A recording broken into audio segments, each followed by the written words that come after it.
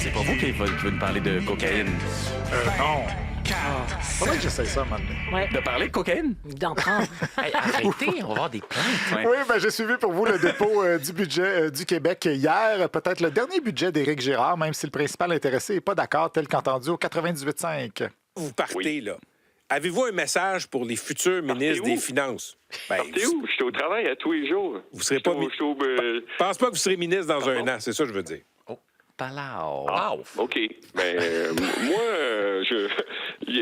c'est les Québécois qui vont décider ça. OK. Et puis, je sais pas pourquoi vous décidez ça. Vous, là, vous statuez que je serai plus ministre des Finances et qu'on sera pas le gouvernement. Les Québécois vont décider. Parfait. Parfait, oui. J'espère que M. Girard n'a pas été aussi naïf quand il a préparé son budget parce que ça se peut qu'il ait investi le fonds des générations dans des crypto-monnaies. Quant à M. Legault, ou comme dirait notre collègue Madeleine Blais-Morin, Le message s'adresse plus particulièrement au premier ministre de la Colombie-Britannique, David Eby, et du Québec, François Legault. Oui, donc oui, Legault est moins optimiste devant son ministre des Finances. Le message que je veux envoyer aujourd'hui, c'est on laisse la maison en ordre. Donc, je suis fier de ça. On laisse la maison en ordre. Toi, tu vas continuer, là, mais moi, je vais quitter. Puis, je suis content là, de laisser la maison en ordre. Ils ont une belle complicité. Hein? La vidéo-là, elle se peut pas. C'est impossible. On dirait qu'il s'est rendu compte que ça sonnait un petit peu comme s'il concédait la victoire en cours de route. Donc, la maison est en ordre. C'est aussi ce que je dis quand j'ai de la visite, puis j'ai tout caché mon linge en dessous de mon lit. Monsieur Girard a déposé son budget à l'Assemblée nationale. Pardon, il a déposé son budget responsable centré sur les priorités des Québécois. Oui. Madame la Présidente, je demande le consentement de cette Assemblée pour présenter plus en détail un budget responsable centré sur les priorités des Québécois. Ça me semble un petit peu tendancieux comme dépôt de budget. En plus, les priorités des Québécois, il me semble, c'est genre les spéciaux chez Costco puis la course aux séries du Canadien. En tout cas, c'est mes priorités à moi. Pouvez-vous croire que c'était un gros sujet de discussion dans notre équipe, le Costco? Ben oui, Tous ça les voyons. membres de notre équipe sont membres Costco, puis ils vont tout le temps au Costco. Barbara adore le papier de toilette Je du sais, Costco. arrête pas de nous parler de ça. Mais moi, j'ai été le premier surpris. Ben voyons. Des gens qui vivent seuls avec un papier de toilette là, à coût de 64. là. Plein de préjugés. Ben, c'est le fun, le Costco. Vous aussi? Ben voyons, Vous, oui. Nathalie? Moi aussi. Ben voyons! Ben quoi? Qu'est-ce qui se passe? Ben c'est parce qu'on achète du papier de toilette pour 2 ans. Eh oui. Tu sais, on n'est pas obligé d'y retourner liquide pour en Oui, verre de mais à votre contact. âge, ça me semble être assez... je veux dire, c'est peut-être une dépense superflue. Continuez, Olivier. Moi, je me fais livrer du Costco. Ce sera un sujet pour une prochaine Ah, émission. Est-ce que c'est vrai? Il Oui, livre. oui, il livre. Il livre, pas Il y a- Hubert. Non. Il n'y a pas des tonnes de choses à noter de la présentation de ce budget-là, à part que les députés applaudissent selon un schéma qui semble un petit peu hasardeux. C'est un peu random, comme disent les jeunes bilingues de nos jours. Il y a des annonces auxquelles ils font des ovations, d'autres où ils applaudissent un petit peu, d'autres où ils réagissent pas pantoute. Ouais. Et M. Girard est donc souvent pris au dépourvu. Nous avons réduit notre écart de richesse avec les autres provinces. C'était une ambition de longue date et nous y sommes arrivés. Nous pouvons en être fiers. C'est dynamique. J'annonce la conversion de 5000 places de garde non subventionnées en places subventionnées à compter de 2026-2027. Depuis, il est passé de 20,2 à 13,6 On n'a jamais vu. Il n'était pas trop sûr qu'à applaudir. Ça leur prendrait un animateur de foule comme à Bonsoir, bonsoir. À la fin, le premier ministre Legault est allé féliciter son ministre qui était juste à côté de Bernard Drinville.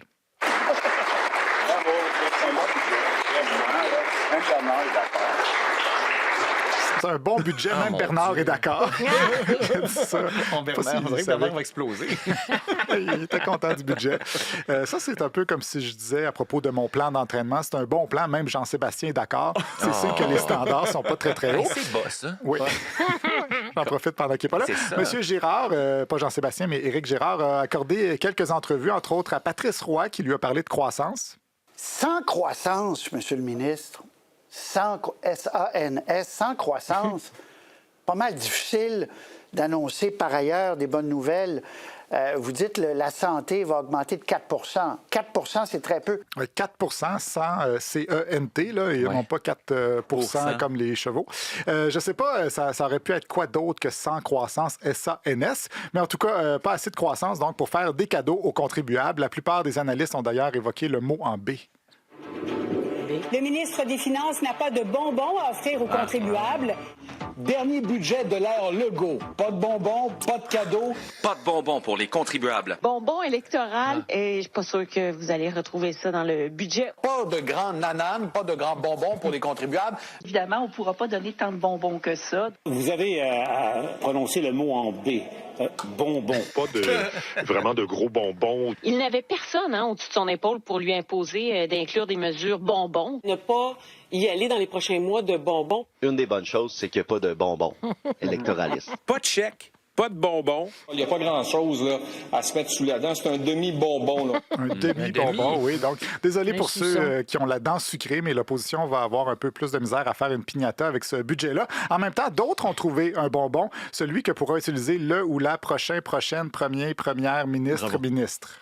Puis il garde aussi un petit plat de bonbons pour les deux candidats au leadership. Il risque d'avoir un petit bonbon, une petite enveloppe de plus. Ah ben oui, le sac à bonbons du futur premier ministre ou de la première ministre. C'est un petit bonbon ici, puis c'est pour le prochain chef ou la prochaine chef. C'est un petit cadeau, un petit bonbon de rien. On a gardé un petit coussin de côté, tu sais, comme un petit pot de bonbons, là. Dans le plat de bonbons, est-ce que c'est un plat de bonbons assez grand pour pouvoir déjà mettre en marche la taxe de bienvenue? C'est là où la taille du plat de bonbons devient importante. Ouais, ça va prendre un pas pire plat de bonbons pour mettre les 1,3 milliard de paparman sur 5 ans que M. Gérard a gardé pour le futur premier ministre. Le chef du PLQ, Charles Milliard, lui, a un autre nom pour cette réserve.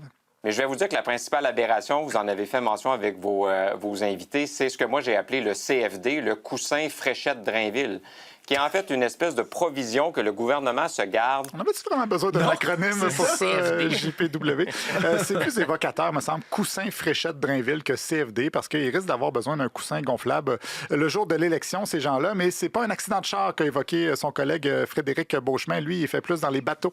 Mais il s'est gardé une petite réserve pour ne pas annoncer le nouveau fonds électoraliste, CAQIS, de 1,3 milliard de dollars pour la députée de Saguenay ou le député de Lévis, peu importe, qui va contrôler le Titanic.